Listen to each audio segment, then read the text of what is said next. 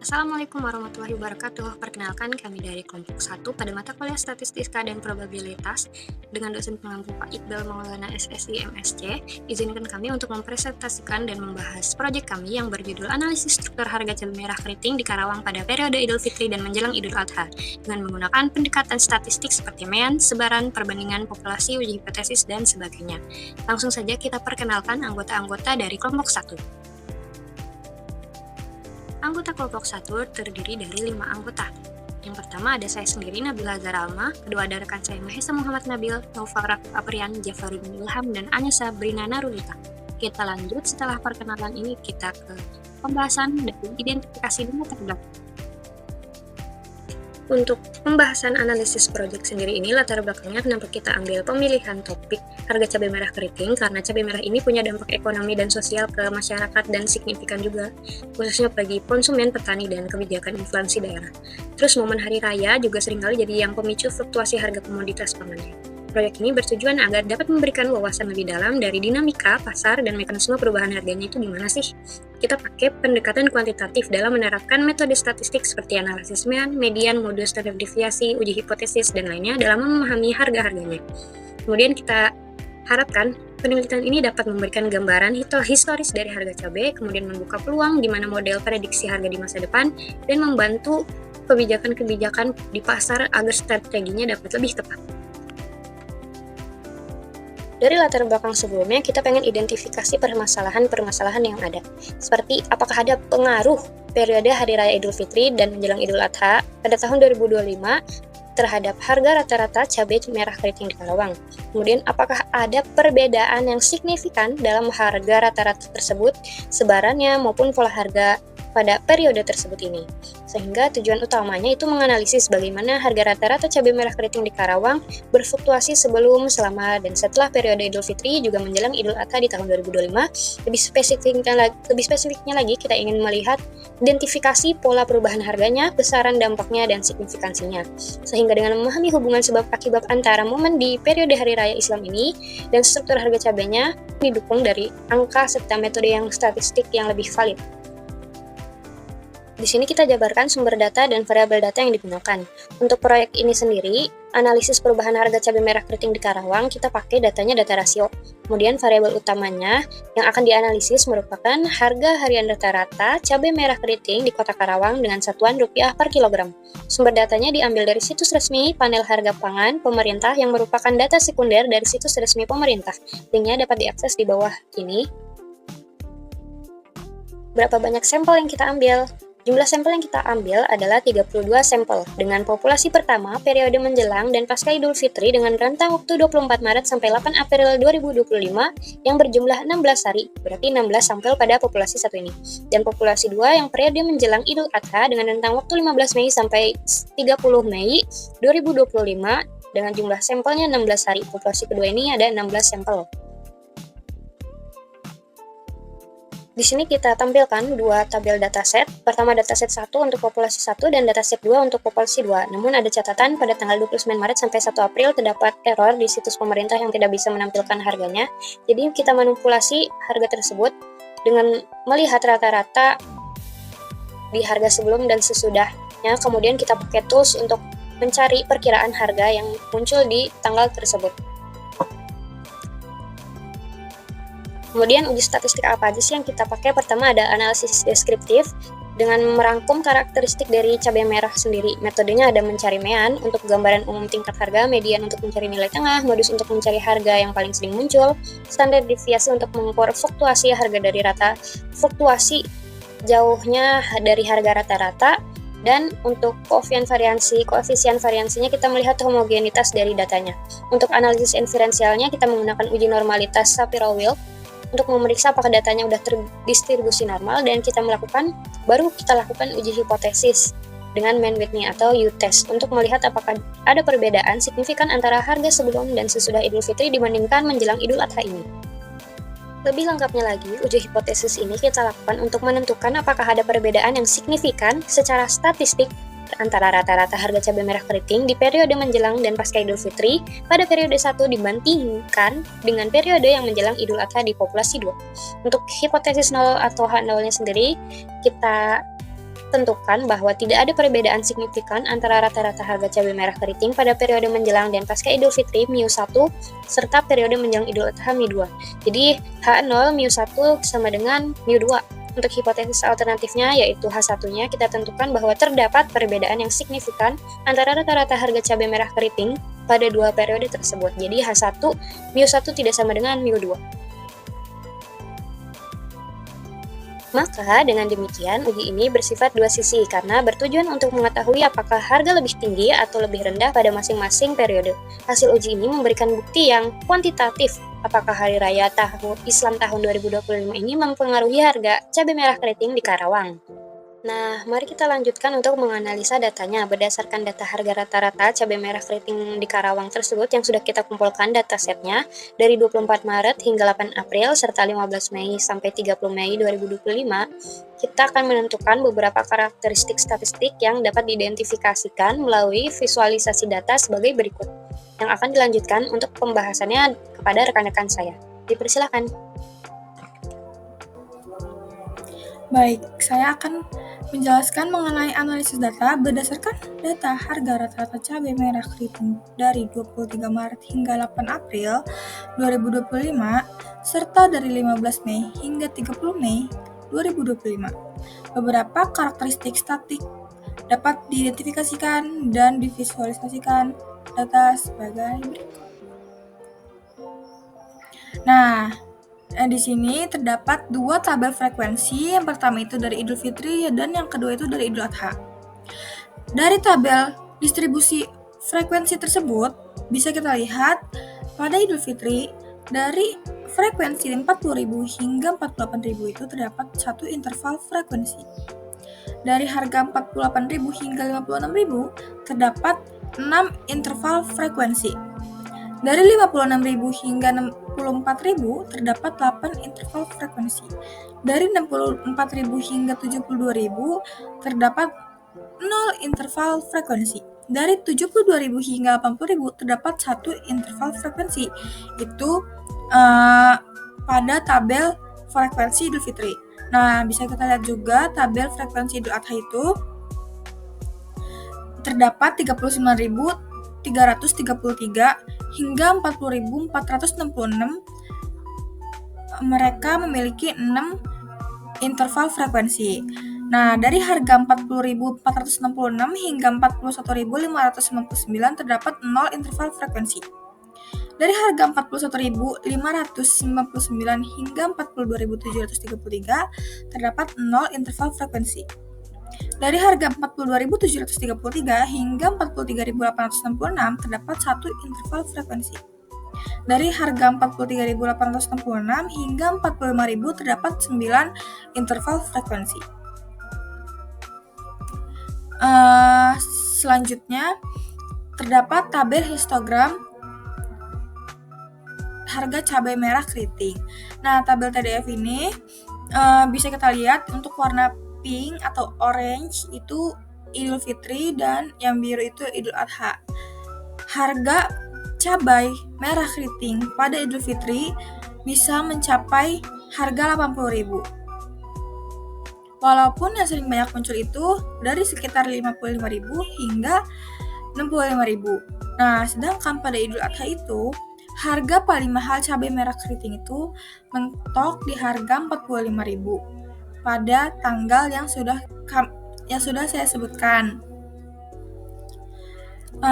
Perbedaannya cukup signifikan harga cabai merah pada Idul Fitri dan Idul Adha. Nah, selanjutnya itu mean atau rata-rata. Jumlah sampel yang kami ambil berjumlah itu 32 dan 16 untuk Idul Fitri, 16 untuk Idul Adha. Nah, cara menghitung meannya itu kita tambahkan semua harga yang muncul pada cabai merah keriting di Idul Fitri dibagi dengan jumlah sampel yaitu 16. Hasil mean pada Idul Fitri itu 57.814,56 jika dibulatkan. Nah, sama halnya dengan Idul Adha dijumlahkan terlebih dahulu lalu dibagi dengan 16 jumlah sampelnya, yaitu menghasilkan 42.979,12 jika dibulatkan. Selanjutnya, median. Median itu adalah nilai tengah dalam masing-masing periode, dapat membantu memahami distribusi harga tanpa terpengaruh oleh outlier. Nah, pada periode Idul Fitri ini nilai tengah berada pada tanggal ke-8 dan ke-9, yaitu 60.436. Dan Idul Adha juga sama nih. Muncul nilai tengahnya itu terdapat pada tanggal ke-8 dan tanggal ke-9, yaitu 45.000. Nah, untuk modusnya itu adalah modus harga yang paling sering muncul pada periode data. Nah, untuk Idul Fitri, harga yang sering muncul yaitu 55.000, dan pada Idul Adha, harga yang sering muncul yaitu 45.000. Baik, saya lanjutkan presentasi ini kepada rekan saya. Terima kasih. Baik, kita masuk ke dalam simpangan baku. Apa itu simpangan baku atau the standard deviation adalah ukuran penyebaran atau variasi dalam sebuah set data. Nah, ini itu menunjukkan seberapa jauh data tersebut menyimpang dari nilai rata-rata mean. Karena kita menggunakan datanya itu dalam bentuk sampel, maka standar deviasinya itu dengan rumus varian sampel. Dengan rumusnya adalah S tambah dengan akar kuadrat dari sigma dalam kurung xi diambil x bar pangkat 2 dibagi n diambil 1. Nah, dalam istilah itu x itu merepresentasikan setiap nilai dari data individu yang kita miliki dalam sampel kita. Nah, ada x bar. Nah, x bar itu adalah dari sampel kita ini kita peroleh dengan menjumlahkan semua nilai xi lalu membaginya dengan jumlah total data n. Nah, n ini adalah jumlah total data yang ada dalam sampel kita. Ada juga sigma xi diambil x bar pangkat 2, ini adalah total dari selisih kuadrat antara setiap nilai data dan rata-ratanya. Jadi kita hitung dulu perbedaan setiap data dengan rata-ratanya, lalu kita kuadratkan hasilnya, lalu kita jumlahkan semuanya. Nah, ada juga n diambil 1 itu dikenal sebagai derajat bebas atau rumus derajat bebas. Nah, ini itu adalah jumlah data yang masih bebas untuk berubah setelah nilai rata-rata sampel kita itu tetapkan. Nah, menggunakan itu dia dengan rumus n diambil 1. Nah, ini penting untuk memberikan estimasi yang lebih akurat.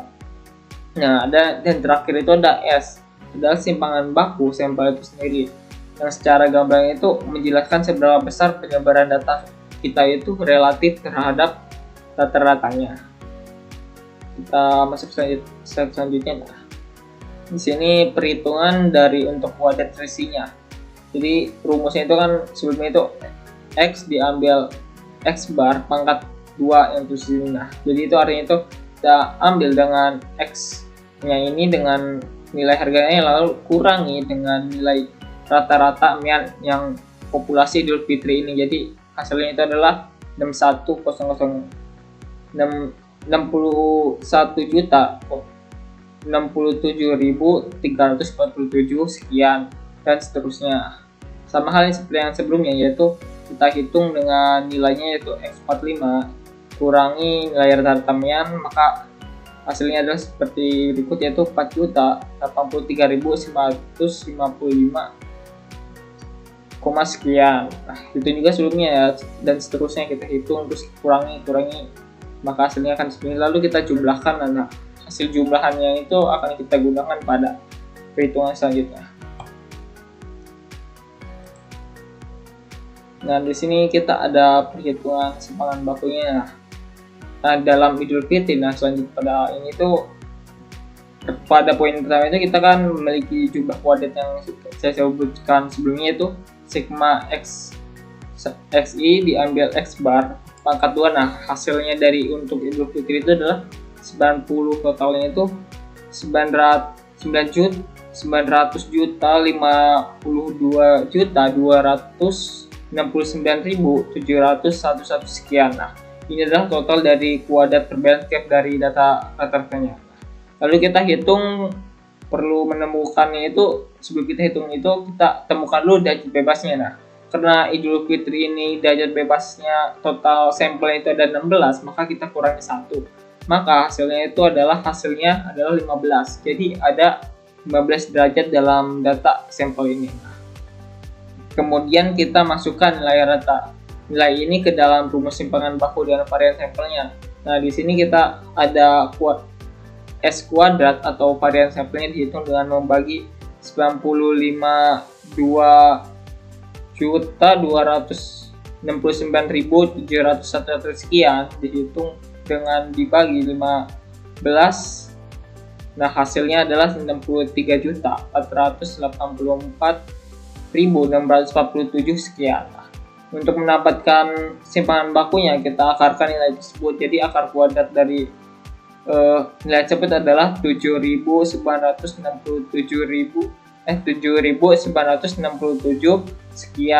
sekian. Nah, kita bulatkan menjadi 7.967 sekian. Nah, berdasarkan hasil perhitungan ini, kita bisa menyimpulkan bahwa untuk periode menjelang pasca Idul Fitri, populasi 1 itu simpangan bakunya adalah 7.967 sekian.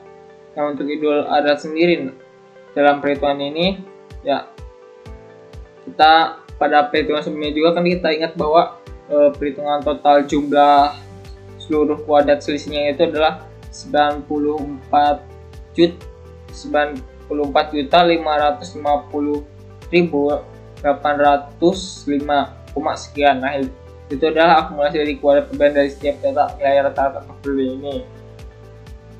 Nah, selanjutnya itu kita hitung dengan derajat bebasnya. Derajat bebas Idul Adha ini sendiri adalah sampelnya itu 16, maka kita kurangi 1, maka hasilnya adalah 15 derajat kebebasan dalam data sampel Idul Adha.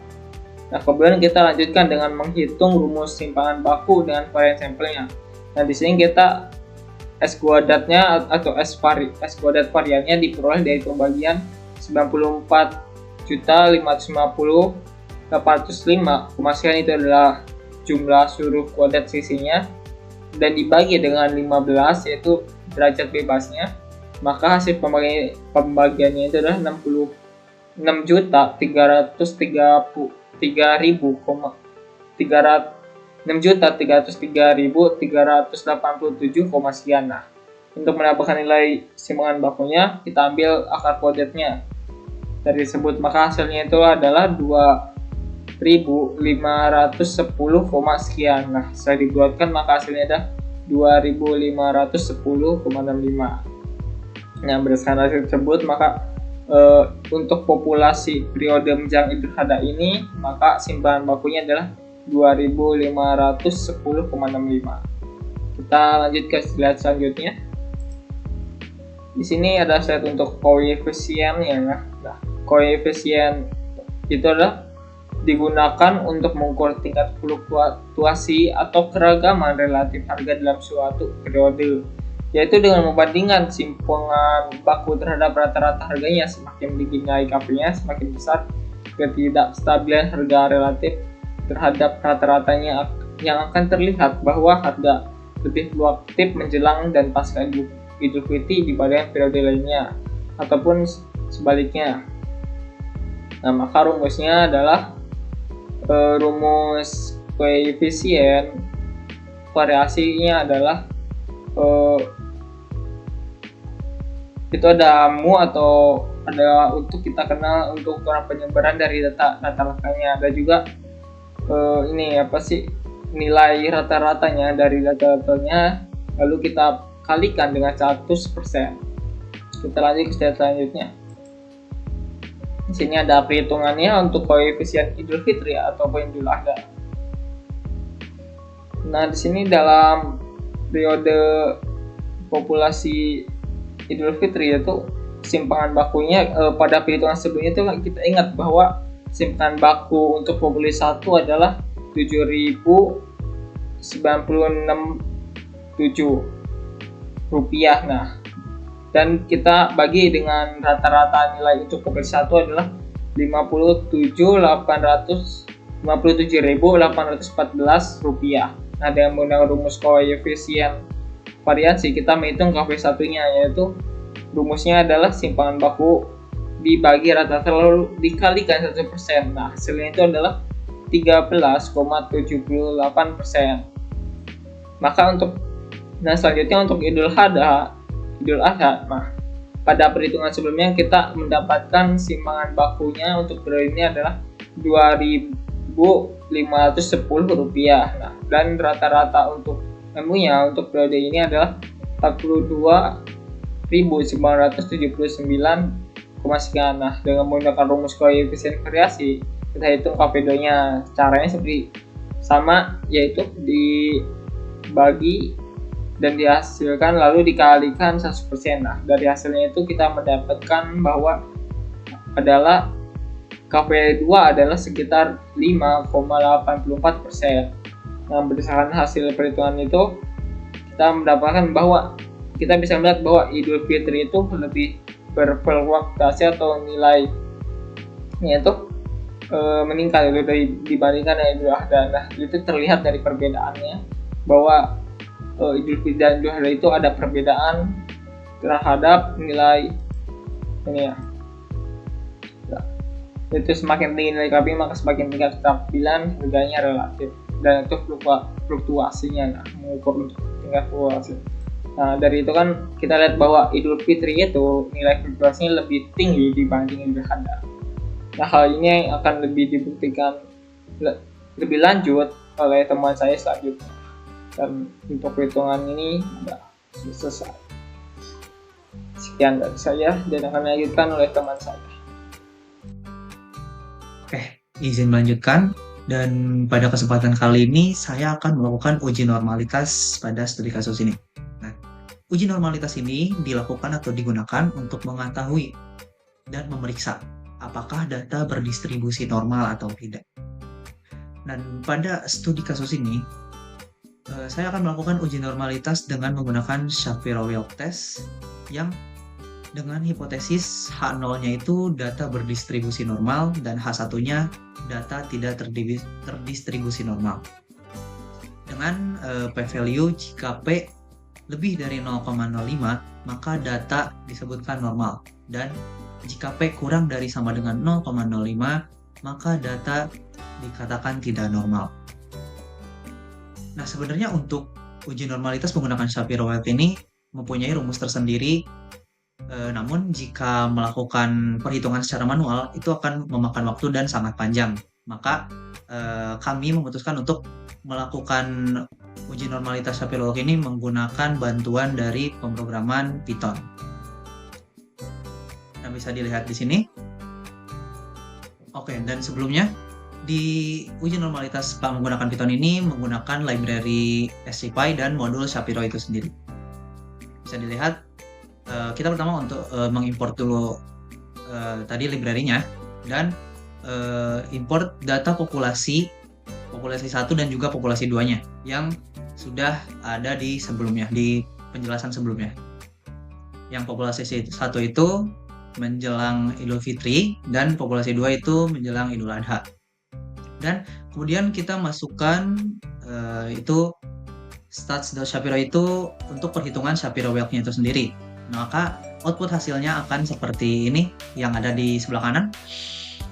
Populasi 1 statistik W-nya 0,8060, p-value-nya 0,0033 dan kesimpulannya data tidak normal. Dan untuk populasi 2 itu sendiri statistik W-nya kita kembali ke slide sebelumnya aja biar lebih jelas.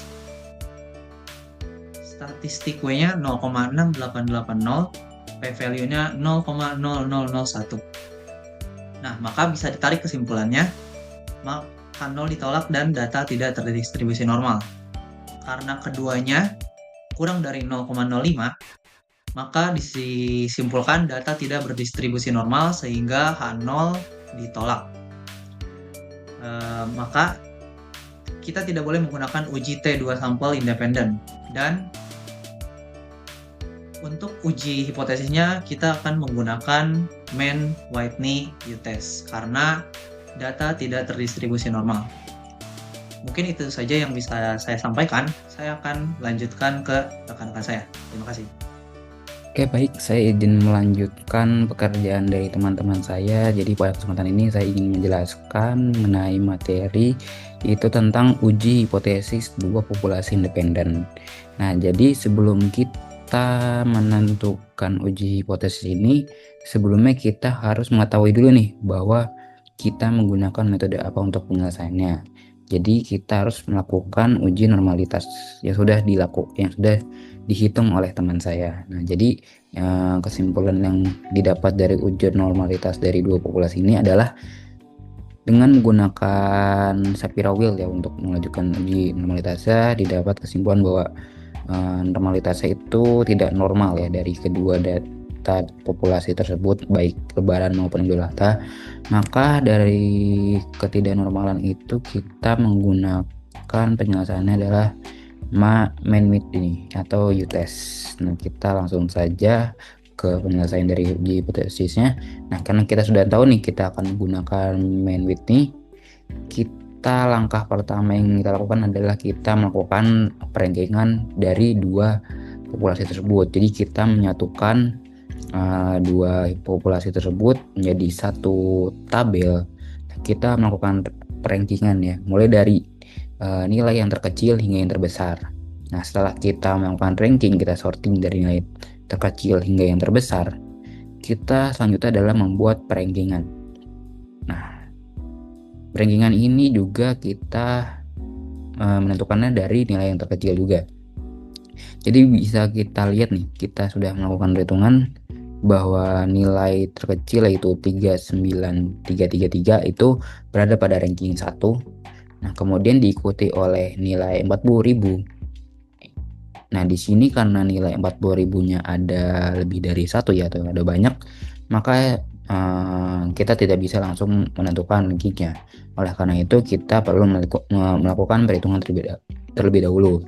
Nah, dengan apa? Yaitu dengan kita menjumlahkan dari nilai urutannya. Ada berapa nih nilai urutan dari 40 ini? Nah, kita jumlahkan, kemudian kita bagi dengan total si nilai 40 ini. Nah, kita langsung aja ya di sini. Jadi kita mulai dari urutan kedua nih ya, sampai urutan ke-7. Jadi kita jumlah saja dari 2 tambah 3 tambah 4 tambah 5 tambah 7. Kemudian kita dapatkan hasilnya yaitu 27. Nah, nilai 27 ini kita bagi dengan jumlah total nilai dari 40 ini, yaitu berjumlah 6 ya. Nah, kita dapat hasilnya adalah 4,5. Maka kita masukkan ranking untuk nilai 40 ini sama rata yaitu 4,5. Nah, kemudian contoh selanjutnya ya, dari tiap ranking yang sama. Nah, sini nih karena sudah urutan dari 2 sampai 7 ini adalah sudah nilai 4,5, maka kita tidak ranking selanjutnya adalah bukan sesuai dari 1 ini atau 2 nilainya, rankingnya di sini 2 atau 5 di sini. Jadi karena 2 sampai 7 ini sudah ya. Jadi kita lanjut untuk nilai selanjutnya adalah 8 karena nilai setelah sebelumnya. Seperti itu.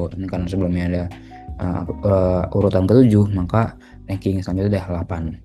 Nah, kita lanjut ke contoh yang selanjutnya adalah ini kita memiliki untuk nilai 40.000 ini ada 9 nilai yang sama untuk 45.000 ini.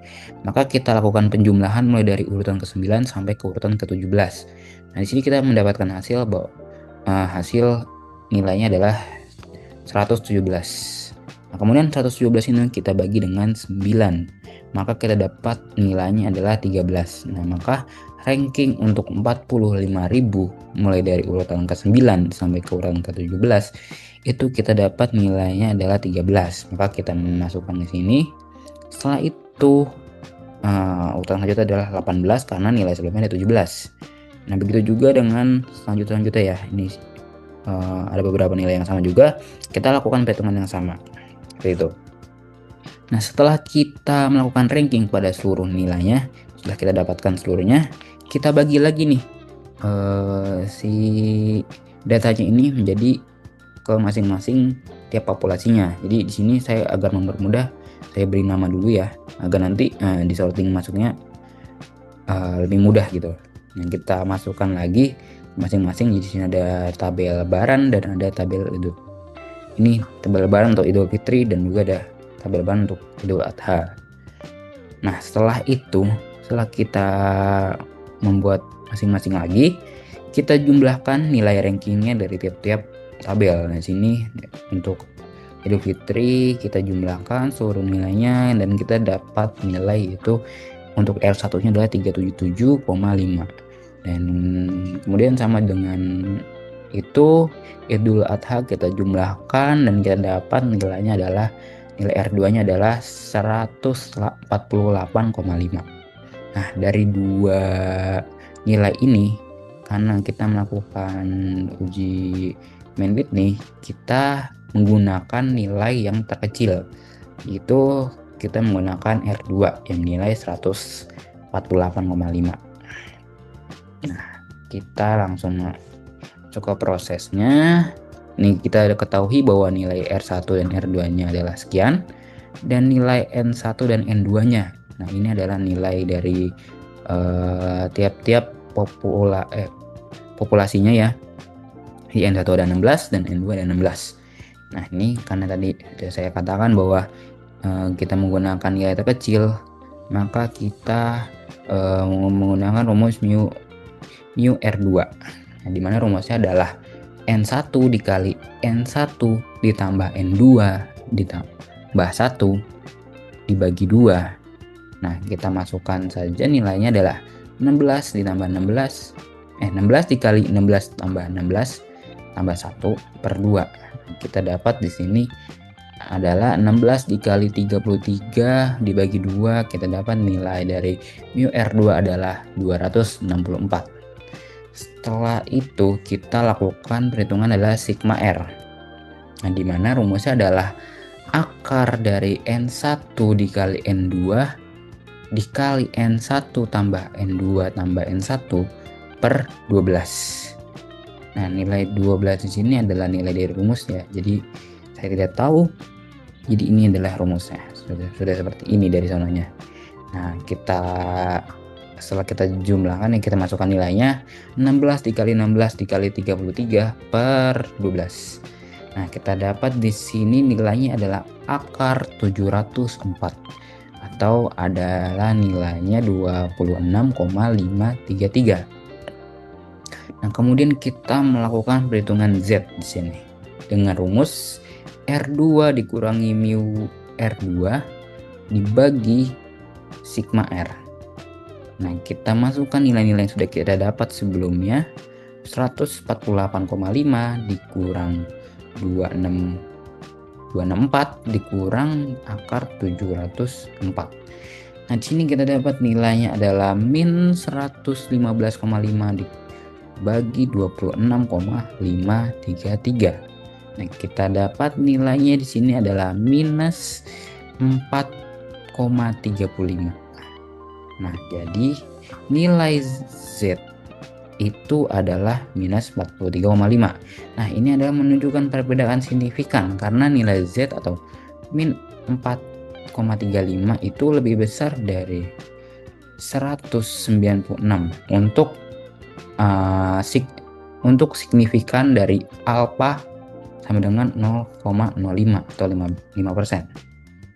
Nah, selanjutnya kesimpulannya adalah kita balik lagi nih, kita flashback untuk penentuan hipotesisnya. Jadi untuk hipotesis 0 itu ada H0 ini adalah tidak ada perbedaan signifikan antara rata-rata harga cabai merah keriting pada periode menjelang Idul Fitri di sini dan Idul Adha.